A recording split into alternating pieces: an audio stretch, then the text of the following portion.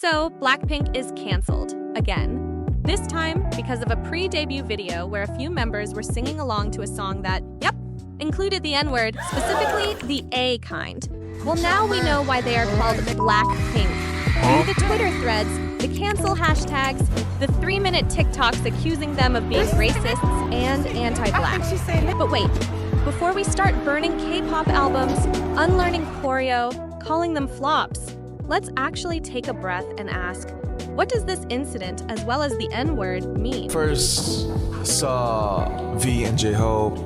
I couldn't see them because they were too black. What did he say? Here's what we know. A clip resurfaced from BLACKPINK's pre-debut days, somewhere between 2013 and 2015, showing Lisa, Rose, and Jennie either singing or mouthing lyrics that included the N-word.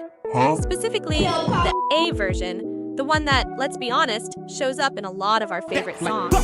But hang on, context matters. Lisa is Thai and English is not her native language. Rose grew up in Australia, a Western country. Jennie studied in New Zealand, also Western. But none of them are American. None of them are Black. Couldn't see them because they were too black. And they were teenagers in a training program, immersed in Western music, especially hip-hop, without a full understanding of the cultural and historical weight of the word, because again, they're not American. So yes, it happened. But was it racist? Are we suddenly not rockin' with Jennie anymore? Is Rose now just the #2 girl in your heart? Or maybe the more important question is, why are we suddenly pretending to care about something that happened over a decade ago? Now, before you call me a simp for BLACKPINK, and you wouldn't be wrong, it is wrong for non-Black people to say the N-word, period. Doesn't matter if it ends in A or doesn't matter if it's just in the song, and it definitely doesn't matter if your favorite rapper says it. That being said, and this is the part where people tend to lose their minds, wrong doesn't always mean malicious. BLACKPINK isn't about to join American law enforcement, start oppressing Black people and the working class, and shout "Boom-ba-ya!" Context doesn't erase harm, but it does inform how we respond to it. And if we're talking pre-debut, this probably happened sometime between 2013 and 2015. Social media wasn't the educational tool it is now. The Black Lives Matter movement had just started in 2013 after the murder of Trayvon Martin, but it didn't become a global cultural reckoning until 2020, after George Floyd's murder sparked international protests and conversations about anti-Black racism and police violence. Back then, there was way less discourse around cultural appropriation, anti-Blackness in global pop culture, or even the idea that non-Black folks shouldn't say the word, especially in international, non-Black communities, where that history isn't taught. Hell, even now, walk past any public park or high school lunch table, and you'll hear some random 15-year-old just swinging that word around like it's punctuation. Good job, man. All right, Nick. So, yes, what they said was wrong, but the idea that they knew better, didn't care, and just hate Black people, that feels like a stretch. Now here's where things get weird. The outrage right now, it's probably not coming from longtime activists or Black fans who've been talking about this issue for years. It's mostly coming from, let's be real, non-Black fans, weaponizing this moment to either finger wag at queens they will never be, or win some kind of moral superiority war on the internet. And that's what frustrates me, because using Black pain as a gotcha moment to slam K-pop idols, or anyone for that matter, that's not activism, that's performance. Which, ironically, might be the closest some of y'all will ever get to a stage.